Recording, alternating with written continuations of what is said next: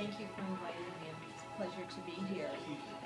As you heard Bob mention just a little bit ago, that the Friends of the Palm Springs Animal Shelter took over administration of the shelter on November 1st of last year.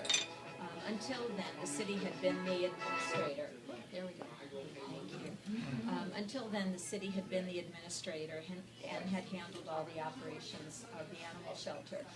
One thing you should be very proud of being a Palm Springs resident is that you do have your own shelter. Very many cities rely on county facilities or facilities that aren't convenient or nearby to handle animal control. But the fact that you do have your own within the city and the fact that it is now administered by a nonprofit is very commendable, and I'm very proud to be here. I joined the animal shelter in February, so I've been here just a little bit over 4 months now. And one of the most spectacular assets of the shelter are its volunteers and its staff, and certainly the community of Palm Springs. It's surprising to me, coming from a humane society just outside of Los Angeles, how many homeless pets are here within the borders of Palm Springs. I was truly surprised. Right now, our population at the shelter is over 400 animals. We average intake of approximately 120 dogs a month and approximately 80 cats a month. And right now is kitten season, and I don't know if you've heard that term before, but because of the nice warm weather in California, female cats can actually go into heat 3 to 4 times in season, and that results in an exorbitant amount of kittens. Last year, between April and October, 800 cats, mostly kittens, entered the shelter. Unfortunately, we're on record to beat that this year, which is not a good thing, as you would imagine. But one thing we have found is that there are so many people in Palm Springs that are willing to support the shelter in so many ways, either volunteering their time as a foster parent. We have a wonderful program. So if you have some spare time on your hands, which I'm sure you all do, and have an extra room in your house that you might be able to house some kittens, or a cat that needs a little bit of extra attention, or a dog that needs to know some manners, we'd love you to join us as one of our foster parents. One outreach project of the animal shelters is that we're working with Desert Samaritans, and they've created a program called Furry Friends. It began as a foster program, but what Desert Samaritans has done is taken it a step further, and their clients are actually adopting pets, and Desert Samaritans is actually helping them with the costs of pet ownership. We've also coordinated efforts with the LGBT in Palm Springs to work as foster parents for us. So fortunately, some of our younger animals are going into foster. But we've developed programs within the shelter as well for the community. We have a Seniors for Seniors adoption program, so that all seniors who adopt a senior pet get their adoption fee reduced to half price. We have a buddy system adoption fee, so if you've adopted from us or do adopt from us, you will pay the full adoption fee for the first pet and get reduced fees for buddies for your pets, and buddies for you too, and there's no time limit to that. But one of my favorite projects is actually upcoming, and that is to offer reduced fee community services such as spay-neuter and vaccination clinics, because we've determined that there's a big need in the city of Palm Springs, that there are so many people who would willingly take their pets for vaccinations and for spay-neuter, but they do struggle with the fees of a private animal hospital. So we want to build our animal shelter to be a community center so that people who are in need can come to us and have those services done. We won't be able to do full-blown health care, but at least we can take care of the basics, and when they're truly in need of health care for their pet, we can refer them to a local vet who would be willing to help them. As I say, we have quite a number of animals at the shelter, and our volunteer corps is spectacular. We have a dog welfare team, a cat welfare team, a laundry team, which are my favorites. Have you ever thought about how much laundry 400 animals can generate on a daily basis? Quite a bit. Our washers are going nonstop, basically 12 hours a day. Pardon? What clothes are they wearing? It's a tuxedos, you know.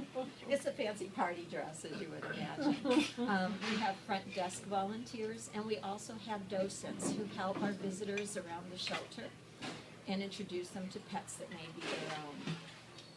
Our adoption numbers haven't quite caught up with our intake, but we're certainly on our way to get there. We work in conjunction with animal control, and animal control is based out of the police department. So if you were to see a stray animal or a bunch of baby kittens in your yard, you would call animal control. They would come out and retrieve them and bring them into the shelter. And we've developed a good partnership with them. They know a lot of the residents. They know a lot of wayward dogs who get out when the gardeners left the gate open. If I had $1 for every gate that was left open, we'd be able to refurnish the cat wards, because it happens quite a lot. But they know them personally, and usually within an hour or two we've got an owner calling, I think my dog's there. One of our best programs is that we offer microchipping to the community, and I don't know how many of you are familiar with microchips. But if you truly want to protect the safety of your pet and make sure they get home, a microchip is essential. We offer a microchip service for $20, and it includes free lifetime registration, so there's no fees thereafter. And I can't begin to tell you how many pets have gotten home in the flash of an eye because they've had a microchip, so they're truly a valuable resource. We also have one of our bigger programs is our TNR, or Community Cat Program.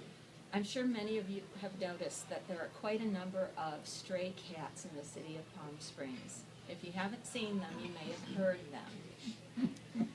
What we're working on is a program that traps them, has them spayed or neutered, and returns them to their neighborhoods.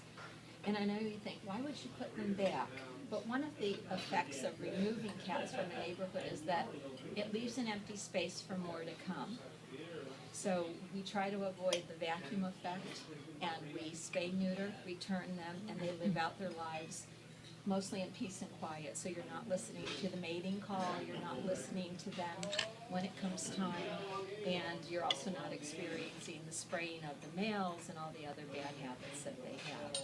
We're hoping within a 2 to 3 or 4 year time period that we get the community cat program well underway and the cats under control, so we can minimize the number of stray cats that are out in the community, and that in turn will result in a lower intake of the animal shelter, and that's the biggest success of all, to minimize the number of animals that enter the shelter. We think by offering spay-neuter to the communities that will also decrease the number of stray dogs. We know sometimes that even the best intentions of owners, a dog gets out that's not spayed or neutered because they're looking for love.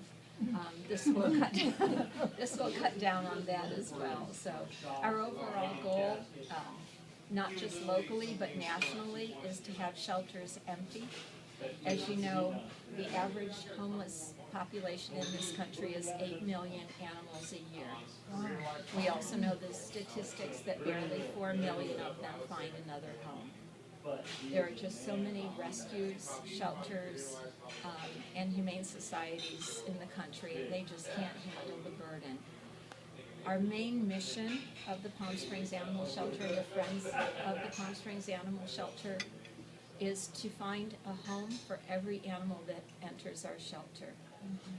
It's certainly a formidable task, but certainly one that we know with the help of the community, our volunteers, our staff, we can achieve.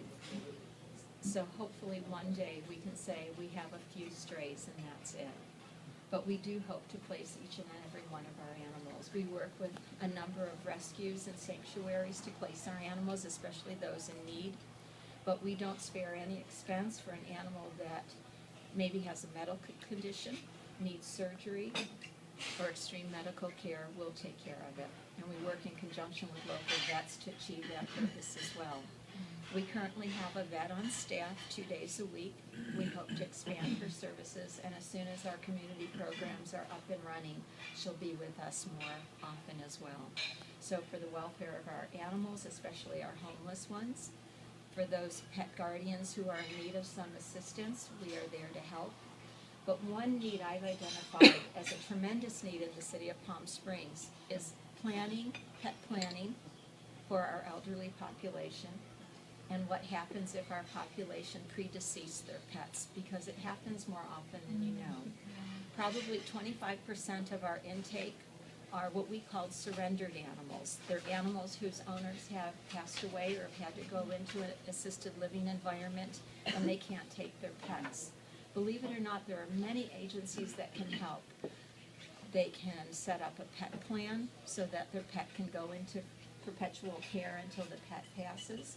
And one day, I've asked the board to consider establishing such an environment right here in the city of Palm Springs, so that if you have a pet and you're concerned about what might happen to them, if you predecease them, we'd have the opportunity to fix that right here within the city. So to that end, we are truly trying to become a community-based organization.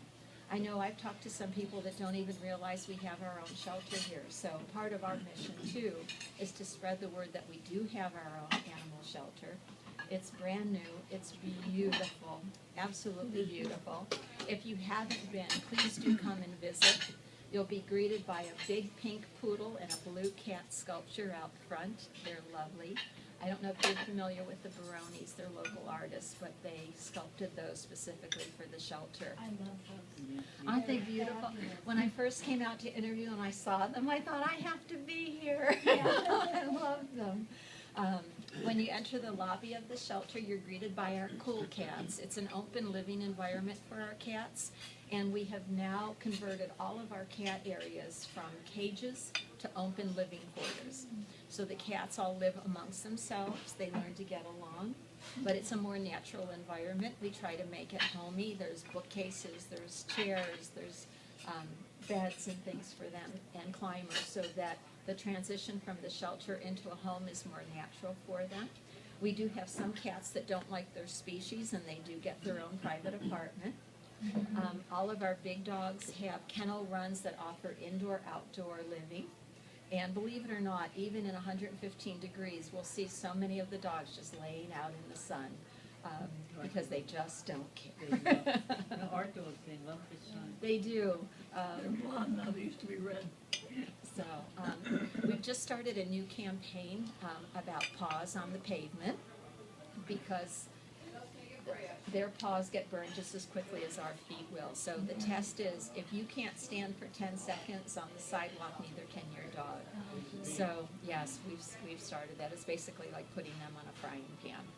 So hopefully we can get the word out. We all know it's illegal to leave your pet in a car, especially in the hot weather. And luckily we've seen relatively little of that. I think everyone understands how treacherous and dangerous that is. And this coming weekend in Cathedral City at the Mary Pickford Theater Complex, there's the AM/FM Festival. It's a big music, film, and movie festival that's being conducted. And the organizers have very generously donated space to us there in a storefront by the Cold Stone Creamery, if you know the area. And we'll be holding an adoption event all weekend, from Friday through Sunday.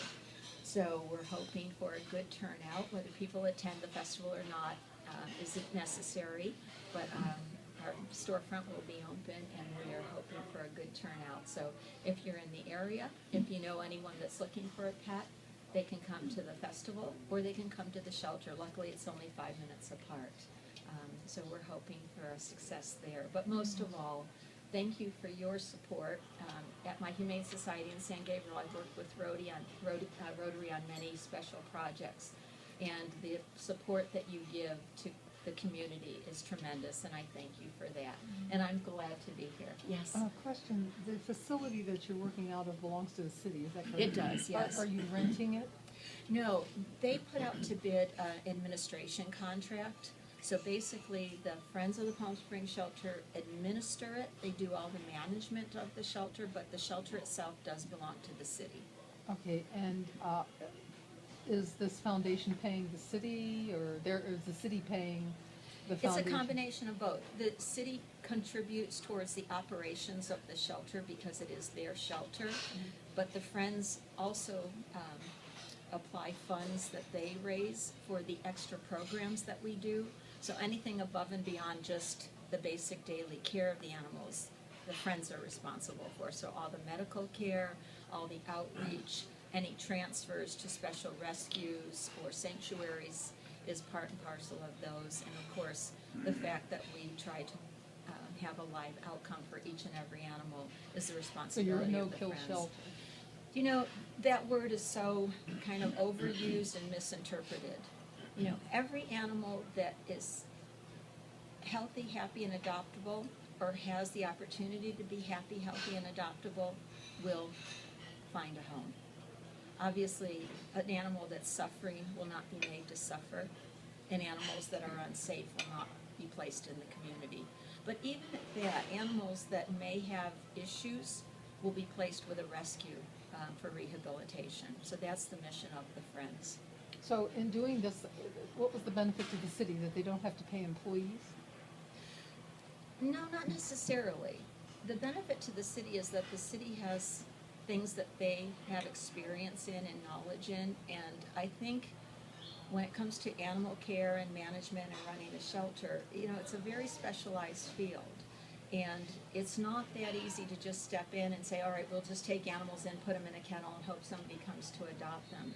I mean, in the 7 years that I've been in the animal care field, so much has changed and so much has evolved that it's truly about education. It's truly about the care and the environment the animal is in, and most cities aren't equipped for that. They could certainly go out and hire a team to do that, but when you know there are people already that are willing to support a mission like that and contribute their own funds to make it even bigger and better, and you can bring the people in that know sheltering and modern day sheltering, you have a bigger commitment and you are able to join the ranks of, you know, the more progressive movement in the country.